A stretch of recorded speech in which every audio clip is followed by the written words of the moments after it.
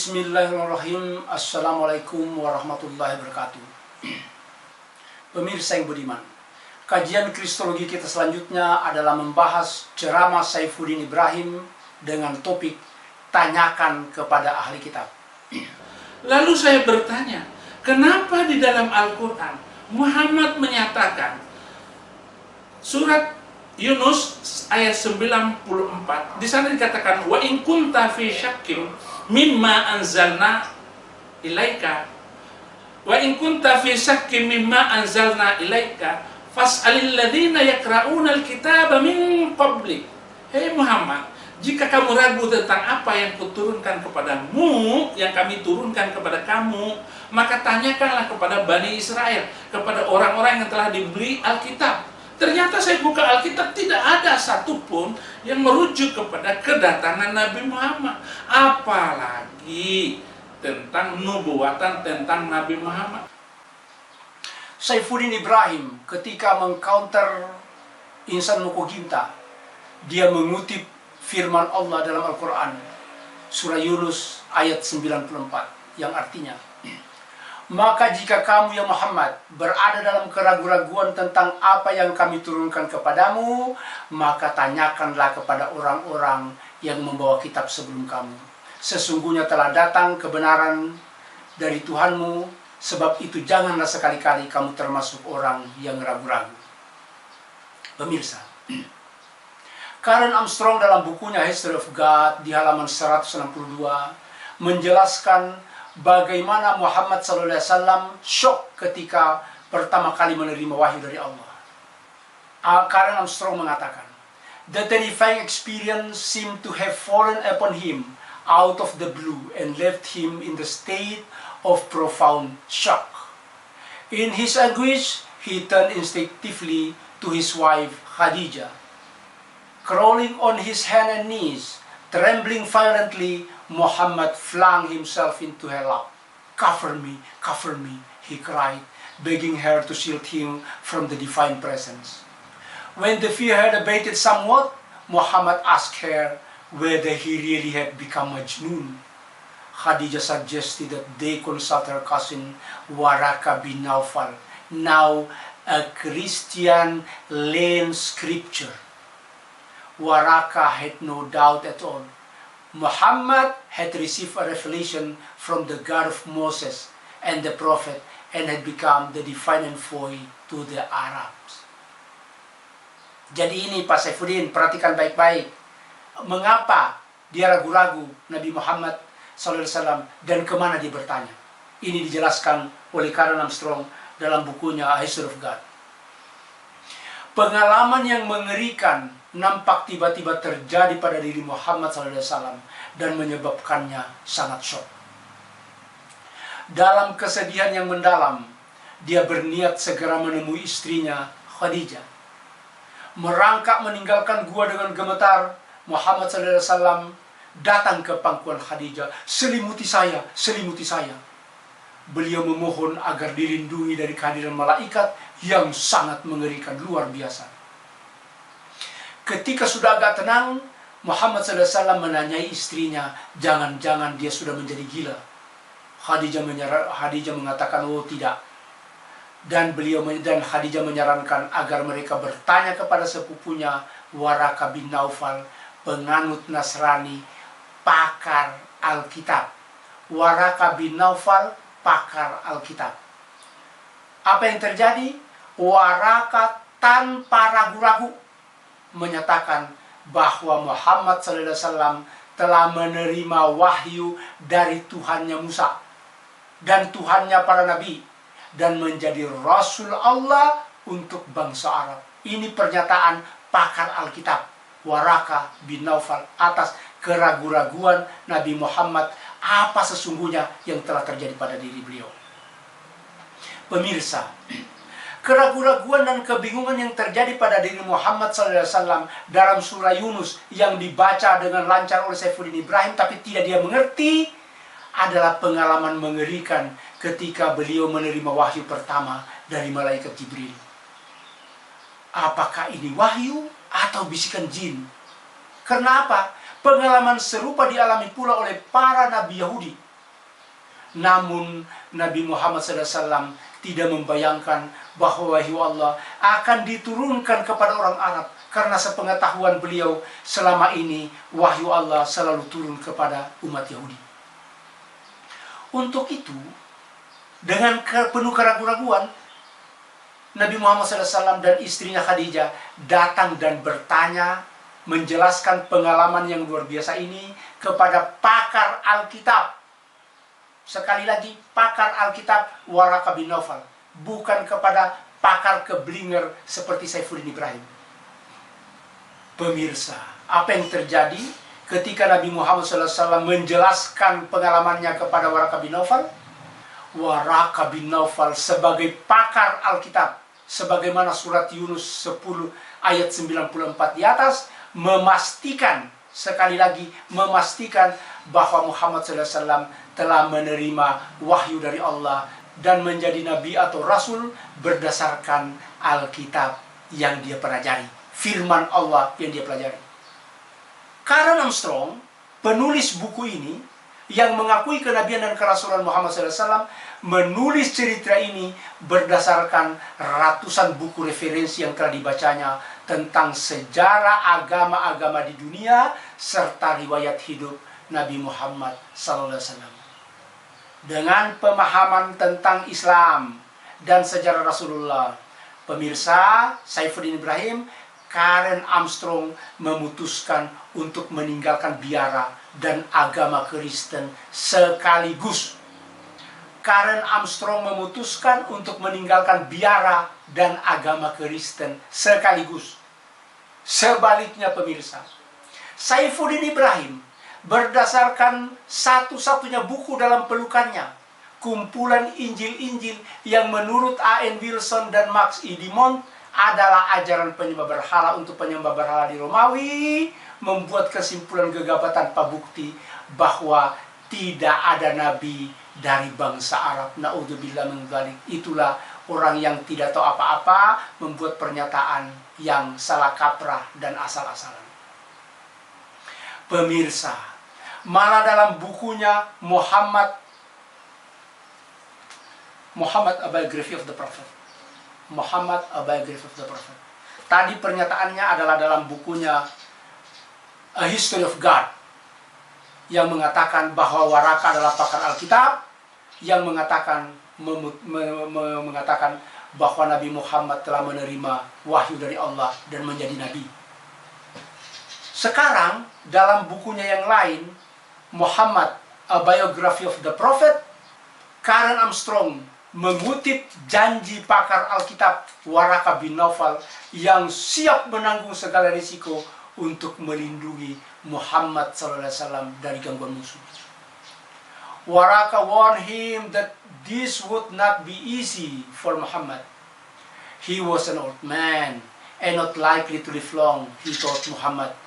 But he wished he could still be alive to help Muhammad when his people cast him out.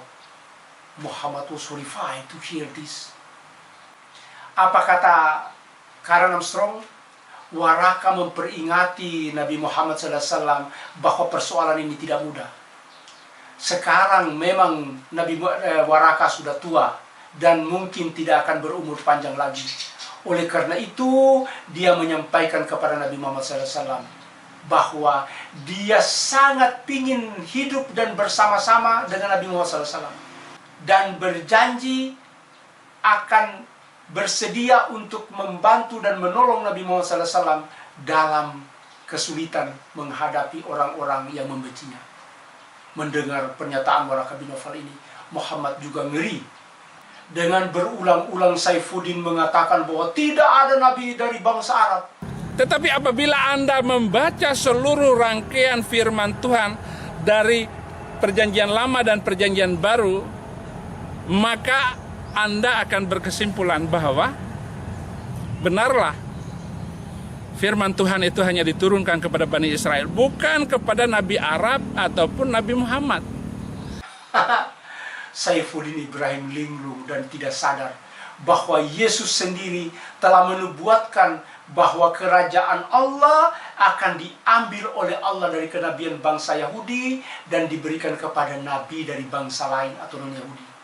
Coba perhatikan pernyataan Yesus dalam Matius pasal 24 ayat 43.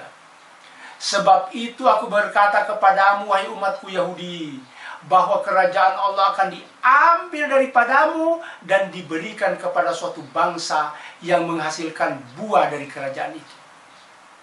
Pemirsa, siapakah nabi yang akan memberitakan dan menegakkan kerajaan Allah di dunia ini sebagaimana dirindukan oleh Yesus? Allah tidak sembarangan mengutus seorang untuk memberitakan kerajaannya serta menerapkan hukum-hukumnya di dunia. Yesus mengumumkan kepada umatnya Bani Israel tentang nabi yang akan datang sesudahnya sebagai roh kebenaran dalam Injil Yohanes. Hai umatku Yahudi, masih banyak hal yang harus kukatakan kepadamu, tapi sekarang kamu belum dapat menanggungnya. Kamu belum bisa pikul sekarang.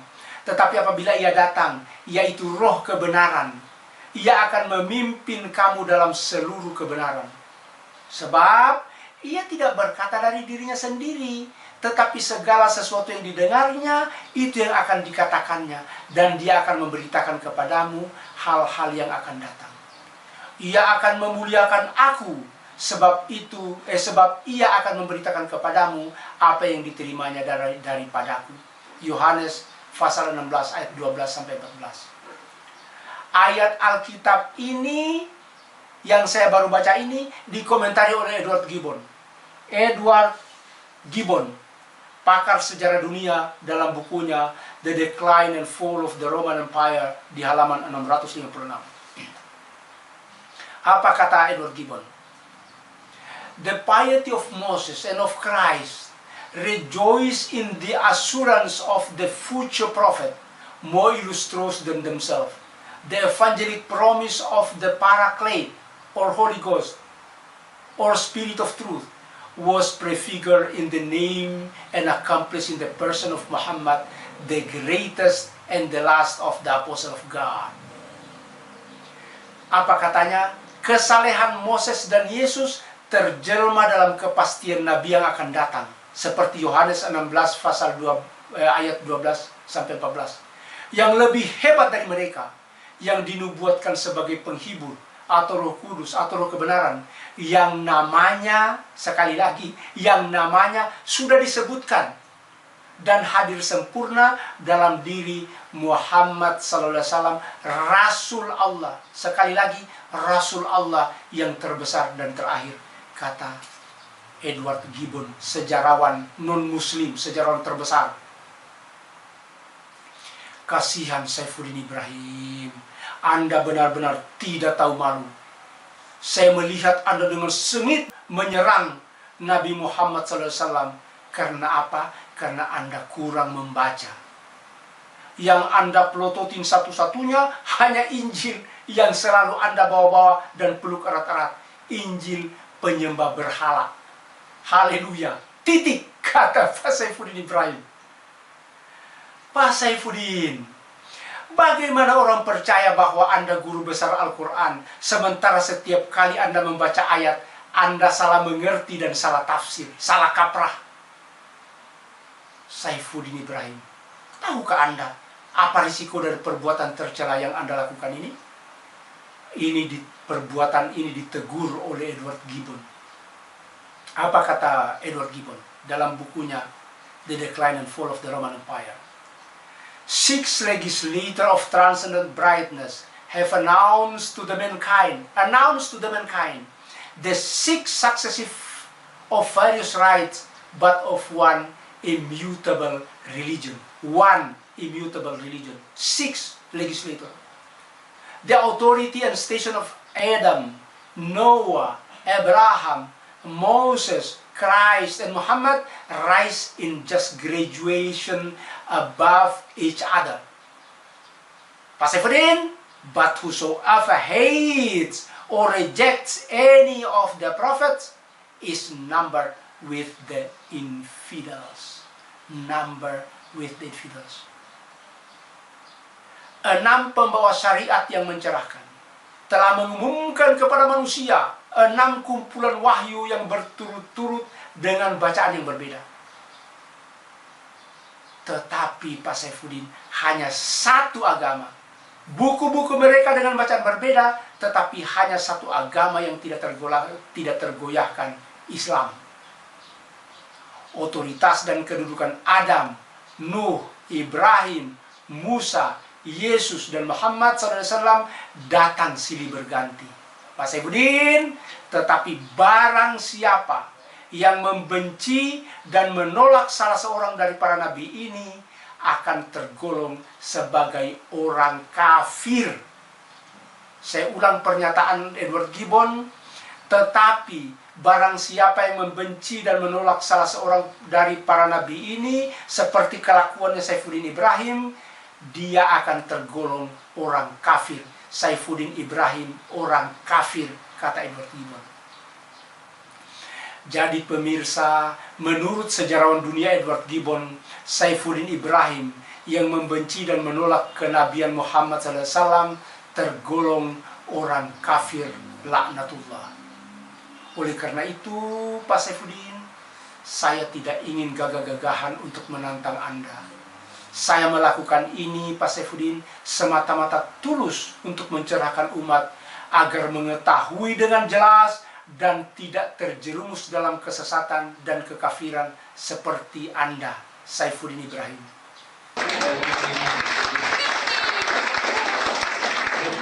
Naudzubillah min dzalik. Meskipun Papa beragama Kristen saat ini, tolong jangan menghina Nabi, karena itu Nabi yang kami sayangi. Dan pesan Mama itu sebelum meninggal, semoga Papa masuk Islam, karena Mama kita sekeluarga utuh masuk surga semuanya. Itulah Pak. Sekian, billahi taufiq wal hidayah. Wassalamualaikum warahmatullahi wabarakatuh. Don't despair and never